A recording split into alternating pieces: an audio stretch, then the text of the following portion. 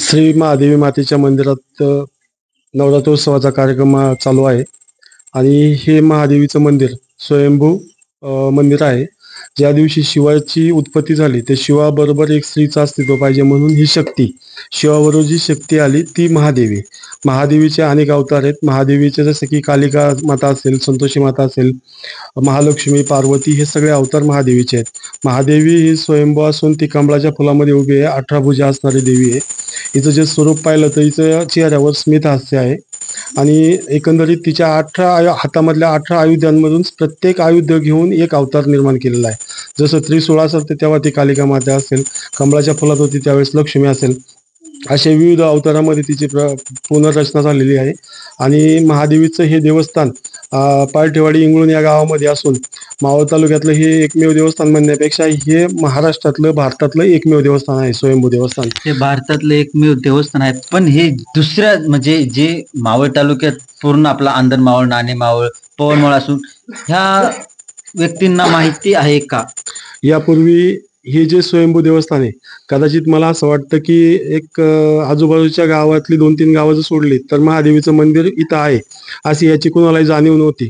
पण जेव्हापासून आम्ही ह्या मंदिरामध्ये महादेव प्रतिष्ठानची स्थापना करून महादेव प्रतिष्ठानच्या माध्यमातून नवरात्रोत्सव असेल, यात्रा असेल किंवा गावातील वर्धापन कार्यक्रम असेल, मंदिराचं सुशोभीकरण, या सगळ्या विविध गोष्टी अवलंबल्या, तेव्हापासून हळूहळू मंदिराची प्रचिती झाली. आतापर्यंत बरेचसेच युट्यूब ब्लॉगर येतात, युट्यूबवरती त्यांचे ब्लॉग बनवत आहेत, रील स्टार येत आहेत, अनेक म्हणजे लाखो मिलियन फॉलोअर्स असणारे रील स्टार इथे येऊन गाणी बनवत आहेत. काही पण ही गाणी बनवत असताना किंवा ब्लॉग टाकत असताना काही चुकीचा मेसेज जाऊ नये याची काळजी महादेव प्रतिष्ठानच्या माध्यमातून केली जाते. महादेव प्रतिष्ठान ही एक फक्त मंदिर सांभाळण्याकरता एक निर्माण केलेलं प्रतिष्ठान आहे. याच्यातून कुठलाही वेगळा उद्देश नाही. महादेव प्रतिष्ठानच्या माध्यमातून देवीची सेवा कशी करता येईल याचा विचार केला जातो. महादेवीचं मंदिर जसं मी मगाशी म्हटलं भारतातील एकमेव देवस्थान आहे. याच्या व्यतिरिक्त जी भारतात देवस्थान आहेत ती सगळी स्थापित देवस्थान आहेत. स्थापित देवस्थान याचा अर्थ असा होतो की ज्यावेळेस कधी पूर्वी म्हणजे इथं कुणी येत असतील लोक दर्शनाला, त्यांना इथं येता आलं नाही, त्यानंतर इथनं काहीतरी एक पाषाण घेऊन गेले आणि तिथं मंदिराची स्थापना केली. कारण मग देवीची मंदिरं ही नेहमी डोंगरावर असतात. त्यापैकी महादेवीचं स्वयंभू कड्याला लागून असलेलं मंदिर आहे आणि त्याच्याशिवाय जी स्थापित मंदिर आहेत ही सगळी गावात आहेत. इतरत्र तुम्ही भारतातली सगळी देवस्थानं चेक करायची, सगळी देवस्थान ही गावामध्ये आहेत. कुठलंही मंदिर डोंगरात महादेवीचं नाही. त्यामुळं मला त्याच्यातून जो अर्थ मिळाला त्याचा अर्थ मी असा लावला की हे महादेवीचं मंदिर म्हणजे जिथं उत्पत्ती झाली, जसं आपण म्हणत असेल की कैलासावरती शंकराची निर्मिती झाली, तसंच महादेवीची निर्मिती सह्याद्री पर्वतरांगेमध्ये इंगळूण पार्टेवाडी या गावात झाली आणि त्यानुसार जे काही सृष्टीची निर्मिती असेल किंवा बाकीच्या विविध देवदेवता असतील यांची उत्पत्ती झाली. याचा बराचसाच भाग हा आपल्या धार्मिक ग्रंथांमध्ये मिळतो. बरेचसेच ग्रंथांमध्ये याचा उल्लेख केला गेलेला आहे. त्याच्यापैकीच हे एक महादेवीचं इथलं एक जागृत स्वयंभू देवस्थान आहे. किती वर्ष जुनं असं तुम्हाला असं वाटतं मंदिर? म्हणजे हजारो कोटी वर्ष. ज्या दिवशी ही सृष्टी निर्माण झाली त्याच्या आधी पहिली महादेवी झाली. हे इंगळूणमध्येच असं माझं क्लिअर कट मध्ये. कारण याच्यापूर्वी भारतात असणारी सगळी देवस्थानं ही जमिनीवर आहेत, म्हणजे गावात आहेत, ती स्थापित मंदिर आहेत. आणि महादेवीचं मंदिर हे स्थापित नाही. जरी आता आपण स्थापित मंदिरात उभं असलो तरी याच्यापासून 2 ते 2.5 किलोमीटर वरती डोंगरामध्ये स्वयंभू देवस्थान आहे की जिथं आत्ताही नवरात्र उत्सव तिथेही साजरा केला जातो. तिथे आरती, सगळ्या भजन, सगळा कार्यक्रम चालतो. एक 4-5 वर्षापूर्वीपर्यंत अशी गोष्ट होती की नवरात्रामध्ये 5व्या-7व्या माळाला एक पटेरी वाघ, म्हणजे आता आपण बिबट्या पाहतो पण पटेरी वाघ फार पूर्वी पाहायला मिळायचे, ते वाघ तिथं मंदिरात यायचा दर्शनाला. ही आजपर्यंतची सगळ्यात म्हणजे आम्ही असतानाच्या गोष्टी आहेत. म्हणजे असं नाही की पूर्वज सांगतायत आणि ते आम्ही ऐकतोय, असं नाही. त्यामुळं या देवीचा जर विचार केला तर हिच्या नावातच महानता आहे, म्हणून ही महादेवी आहे. ज्या देवीचा महानतेने उल्लेख केला जातो महादेवी म्हणजे ही महानच आहे, म्हणून महादेवी आहे. तुम्हाला इतरत्र कधी सहजासहजी पाहायला गेलं तर महादेवीचं मंदिर कुठेही पाहायला मिळत नाही. जर गुगलवर सर्च केलं तर काही 4-5 ठिकाणी मंदिरं आहेत, पण ती सगळी स्थापित आहेत.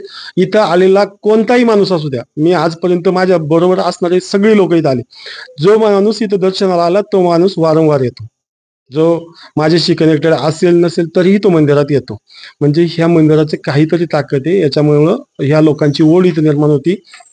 त्याचबरोबर परिसराचं सुशोभीकरण आहे, परिसर शांत आहे, जमिनीपासून उंचावरच्या भागामध्ये मंदिराची निर्मिती आहे. त्यामुळं मंदिर हे जे येतं हवा नेहमी उन्हाळ्यात सुद्धा खूप थंड वाटतं. आणि सर्वी माणसं आजकाल शहरा ठिकाणी ओढ लागते सर्वांना. शहरात राहायला जायचं. भरपूर गावाकडची लोक शहरामध्ये जातात शिक्षणासाठी मुलांच्या. पण तुम्ही गावच्या ठिकाणी एकदम इंगळून 17-18 किलोमीटर भले भाई तुम्ही महादेवीची भक्ती करता, पूजा करता. तुम्ही काय सांगू म्हणजे प्रत्येकाला ओढ आहे शहरा ठिकाणी, तुम्हाला ओढ आहे गावा ठिकाणी. याबद्दल मला तर असं वाटतं, कारण आम्ही आलो इथे 1985ला. तर 85ला आमचा इथे यायचा काहीच उद्देश नाही, की जेणेकरून आम्ही ज्या उद्देशाने आम्ही गावातून आमच्या स्वतःच्या गावातून बाहेर पडलो, त्या उद्देशाने जर विचार केला तर आमच्या गावानुसार बाहेर पडल्यानंतर आम्ही हायवेच्या आसपास राहायला पाहिजे होतं. पण आम्ही जे इंगळून या ठिकाणी येऊन स्थायिक झालो, याचा अर्थ आम्हाला देवीने आणलं, आम्ही नाही आलो. आम्हाला देवीने इथं बोलून घेतलं की कालांतरातून काहीतरी आपल्या हातातून सत्कार्य घडणार होतं. आज या देवीची पूजा रोज मी नित्यनेमाने सकाळी करतो आणि हेच कार्य मला कदाचित करायचं असेल पुढं आयुष्यभर. त्याच्यामुळे मला देवीने इथं बोलवून घेतलं. खूप छान आहे. इंगळूण या ठिकाणी हे महादेवीचं मंदिर वसलेलं आहे. म्हणजे खूप प्राचीन हे मंदिर आहे आणि तिची उत्पत्ती भरपूर वर्षापूर्वी झालेली. म्हणजे महादेवी म्हणजे महाअवतार तिचा. तर आपण जे सरपंच आहे, तुमचा परिचय द्या. आमचा परिचय नाही केला, तुमचा परिचय द्या पहिला. मी संदीप पोपटराव टकले, माजी सरपंच इंगळूण, महादेवी प्रतिष्ठानचा संस्थापक अध्यक्ष आणि महादेवी प्रतिष्ठानच्या माध्यमातून देवीचं कार्य करत राहतो आणि यापुढे कार्य करीत राहील. खूप छान. सरपंच इथले टकले यांनी आपल्याला सांगितलेली माहिती खूप छान. ही माहिती आणि हीच माहिती समाजापर्यंत पोहोचवण्याचं काम आम्ही करतो. धन्यवाद.